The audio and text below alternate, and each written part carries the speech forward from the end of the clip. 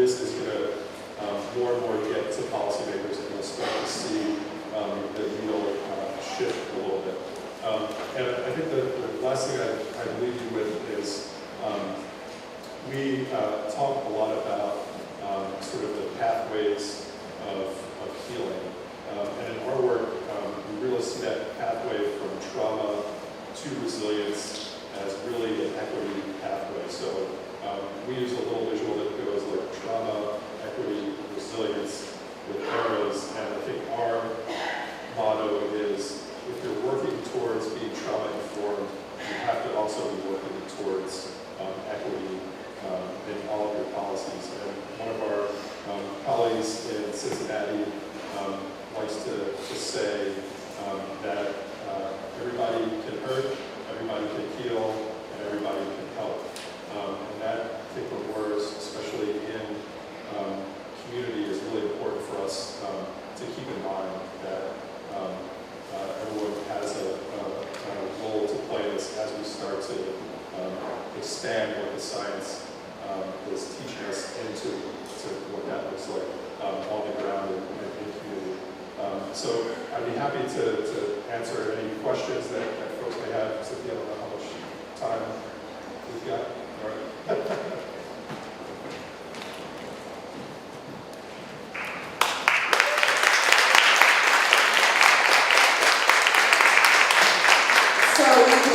Why we were so excited about being invited in to work with BCR.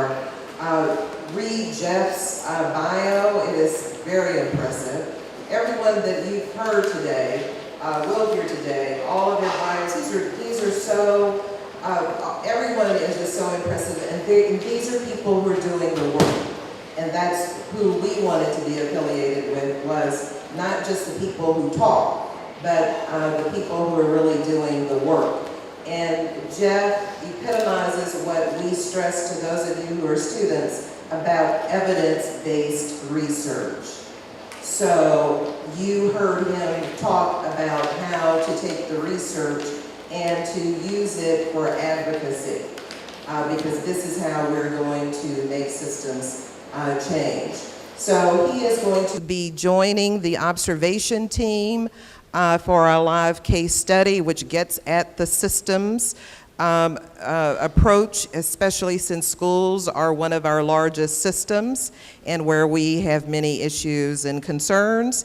And so I call forth Dr. Reese, who had this wonderful idea of a live case study. I don't think I've ever seen a live case study, so this is just going to be great to see. And so everyone that's connected with the live case study, please come forward, and we'll have Jeff join the row of observers. Good afternoon, everybody. And as principal of Brown Middle School, I want to thank everyone for coming out. I put the call out because we have a student that is in need. We want to create a student support plan, and we want to ensure that he has services put in place to make sure he is successful. So I want to have everyone just introduce themselves this afternoon. We'll start to my left. Frank Little, the Public Health Administrator. Yeah, that's This is a good start. Test me. I'm Frank Little, the Public Health Administrator, and I'll pull this all together as I listen to them. I am Jessica Azara, the school psychologist.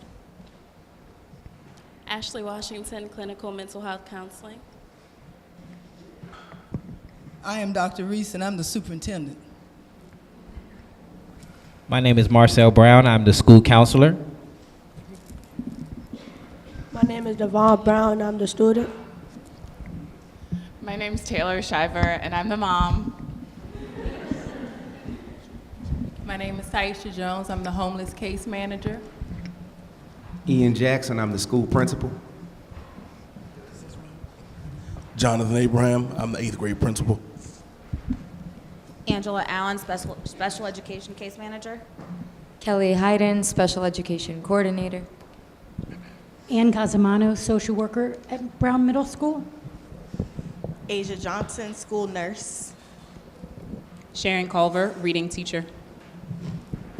All right, and as stated, the purpose of this meeting this afternoon is to put a support plan in for Devon. I just want to say thank you, Devon, for coming this afternoon, and thank you, Mom, for agreeing to come as well. Here at Brown, we care about all of our students. We just want to ensure that he is successful. We care about Devon's past, his present, and his future. All right, so with that being said, Devon, because this is all about you, is there something that you would just like to say? I know that I know that this has been a tough year for me. I am glad that so many adults, so many people want to help me. I want to do better in school, and I will do what I need to do to make things better for me. Thank you very much. That's a step in the right direction. So you have a wonderful team here in place, and we're going to ensure that we help you out, all right? So I want to start with our school social worker. Where's my social worker? Oh, I'm so sorry. All right, so what plans are we going to put in place with Devon? We have quite a few plans, but I think first I'd like to give you a little bit of background. Would that be all right? Great. Okay. Well, it's great to see so many people around the table here to support the Shiver family, to support Devon, his younger brother Tyrell, who we hope is going to be coming here in a few years, and his mother, Taylor Shiver. I've been working with the Shiver family since Devon started here 2.5 years ago. As most of you know, this has been an extremely stressful phase in their lives. Ms. Shiver divorced Devon's father 3 years ago after he was incarcerated for the 3rd time. She had been mostly financially dependent upon him. And since that time, she's struggled with finding regular employment, with affordable housing, and quality child care. She's dated and lived with some men, hoping to find a suitable partner and father figure for her boys. Unfortunately, some of these relationships have been very unstable, and she's been victimized, and her boys have witnessed some trauma and abuse. They've also been homeless off and on.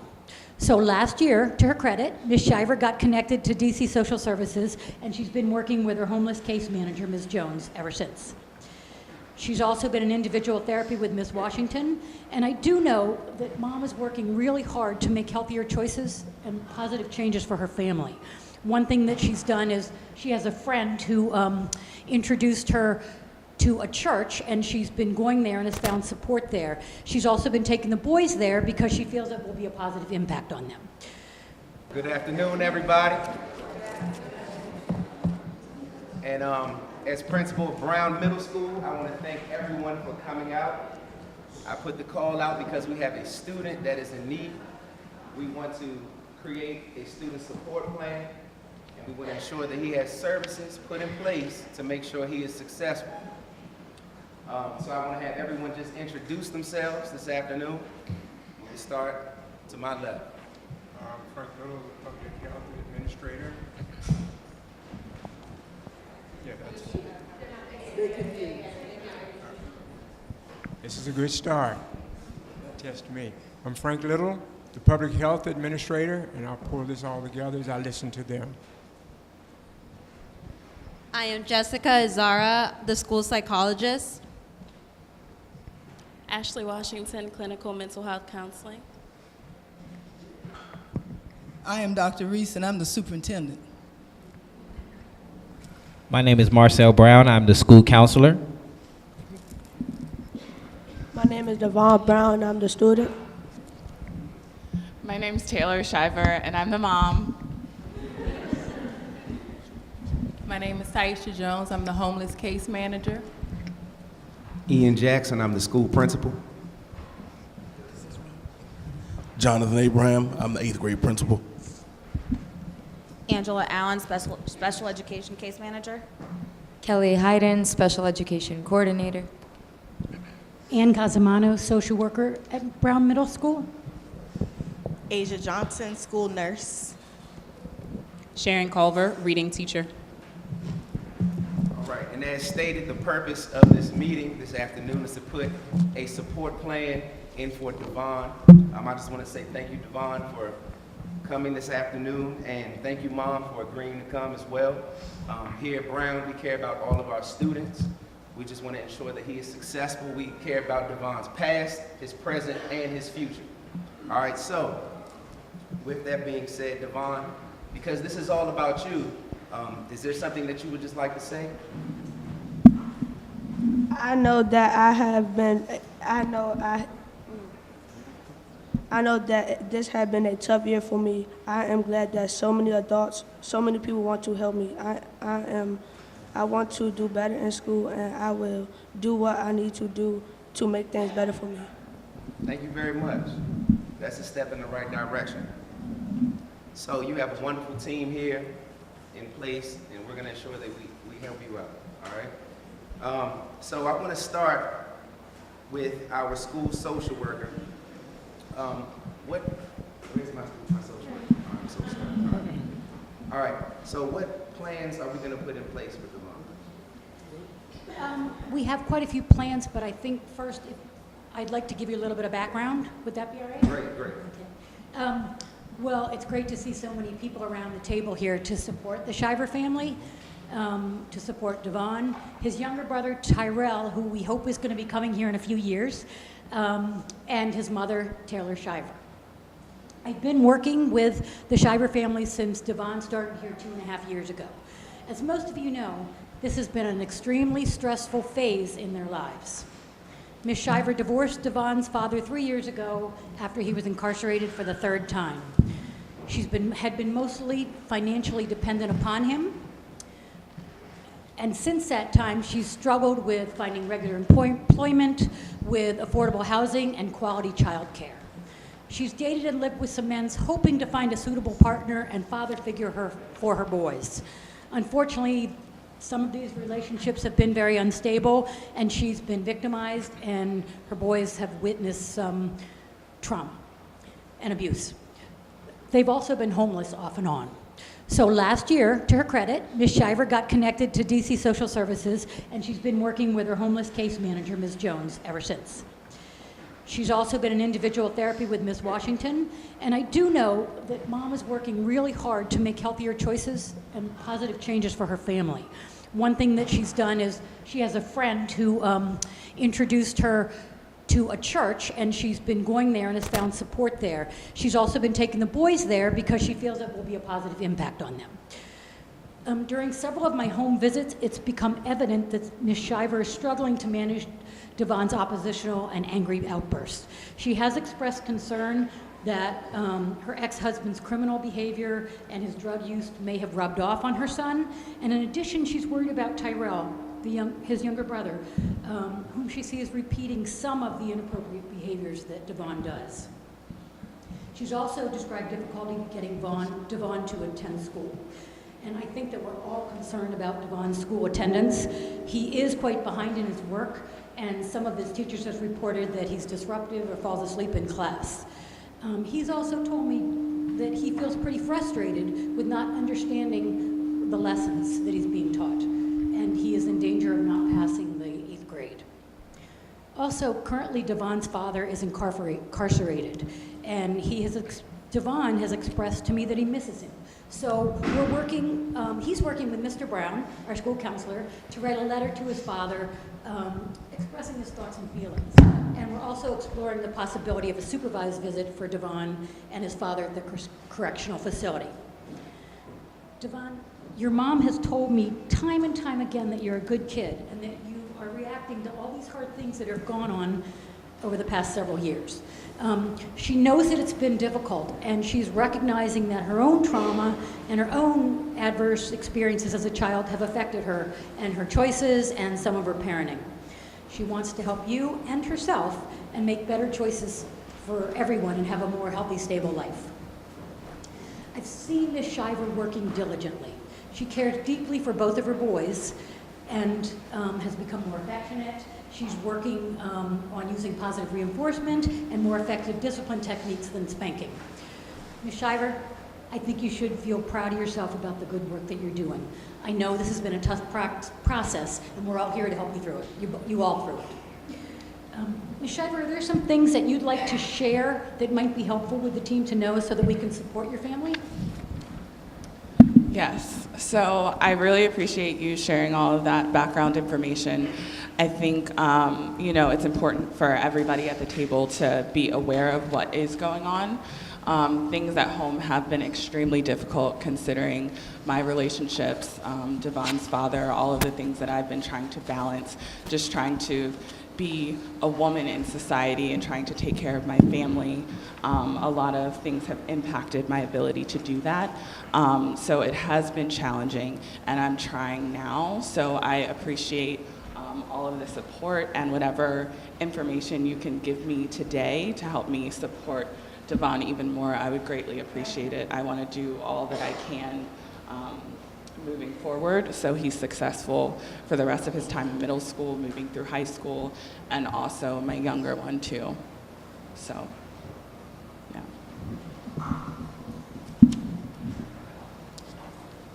So now we want to hear from our homeless case manager, Ms. Taisha Jones. Good evening, everyone.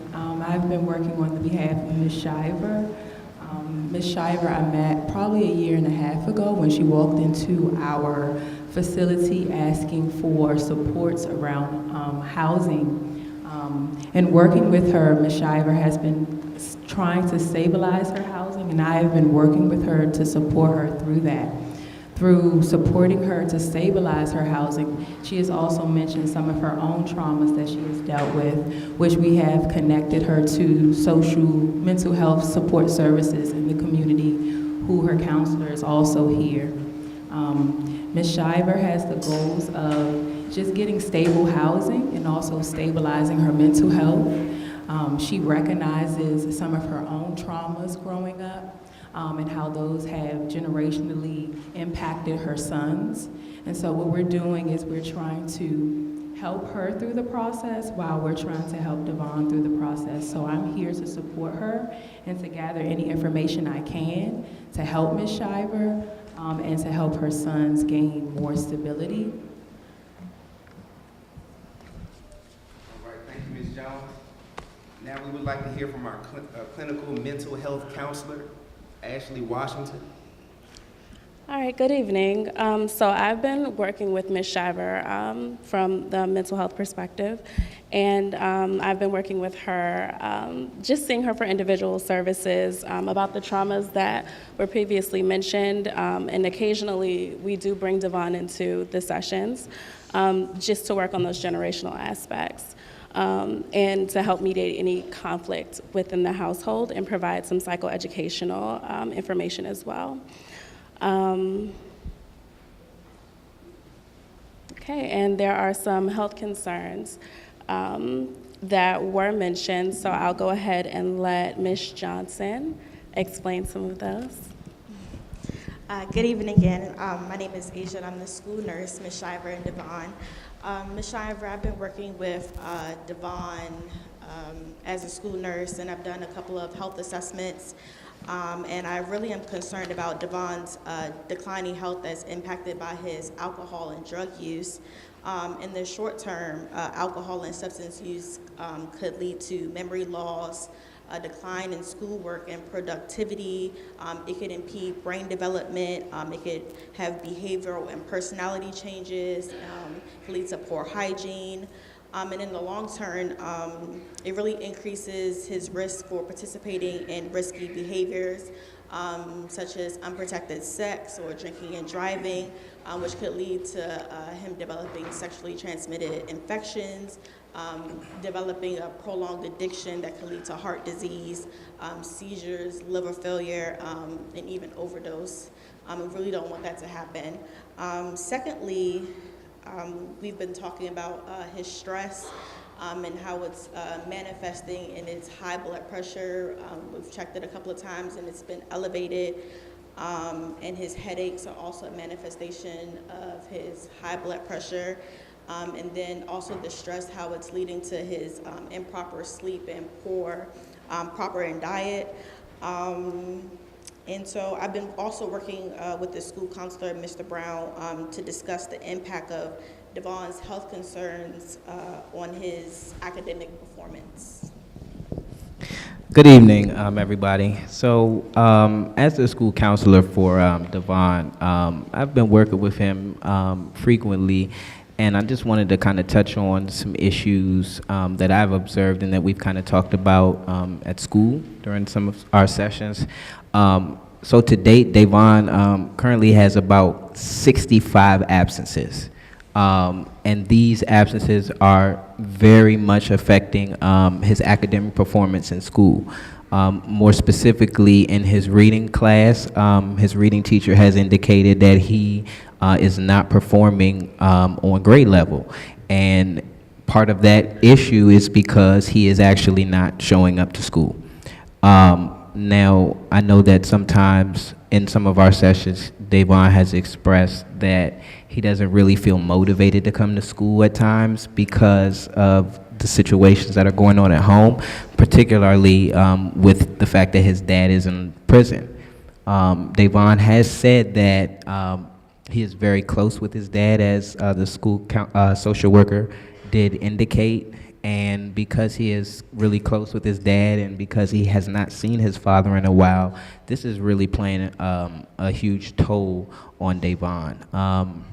Devon has also received multiple suspensions and is at this point at risk for expulsion due to some fights that he is currently in. And he actually just got into a fight last week that we are actually in the midst of working through that. Now, as you know, our school sits in a community where there's constant trauma that's always, around.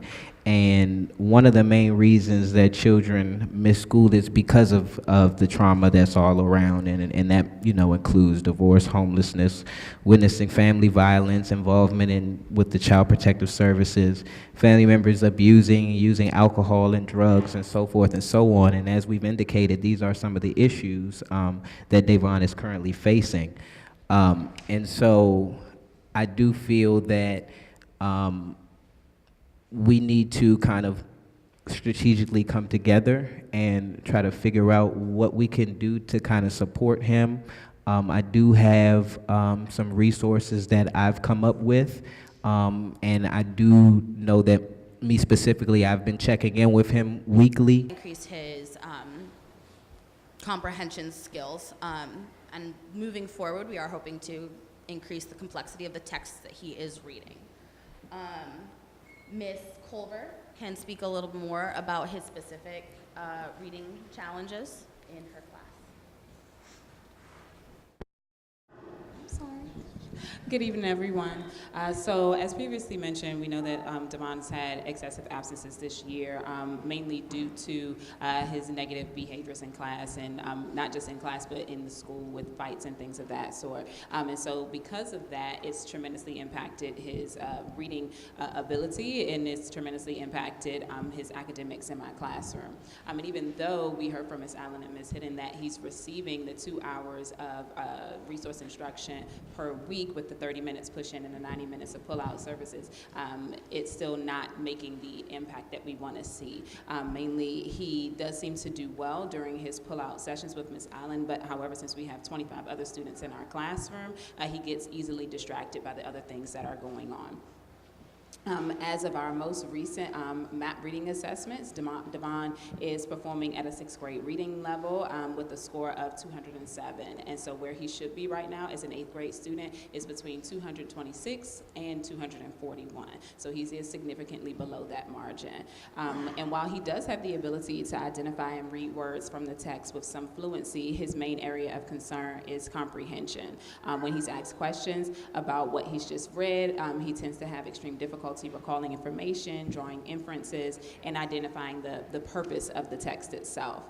And because of these difficulties, I've noticed that Devon's desire to read has decreased as well. Sometimes, even though he, will go to small group, when we are doing whole group activities, he doesn't want to read. He doesn't like to be called upon, and he also won't often raise his hand to answer questions either. And because of some of the behaviors that he's shown in our classroom, I've had to, such as disrespecting his classmates and myself, using profane language, I've had to refer him several times to his 8th grade principal. So I almost have to laugh a little bit. We talk about Davon missing so much time. Sometimes I feel like I spend more time with him than I do my own son. Because when he is here, he's normally in my office. And initially, I have to be honest. I was ready to suggest that we ship Davon out of here. His horrible behavior, his constant disrespect, and his total disregard for authority were driving us all crazy. But the more I got to spend time with the young man and hear a little bit about his past and hear from some of the counselors about this ACEs information, look a little bit deeper into the young man, and he's got a whole lot to offer. There's still hope for Davon. I feel a little bit different now. Early on, I would ask Davon, hey, what's wrong with you? And 9 times out of 10, we get into a little disagreement, be a heated exchange. Now I ask Davon, what happened today? What's going on yesterday? And our interactions are a whole lot different. They're not perfect, but I can definitely see the improvement. I think we have a great team of intelligent folks here that care deeply about Davon. And I'm convinced if we put a strong enough plan together and we stick to it, we can snatch him before the streets do.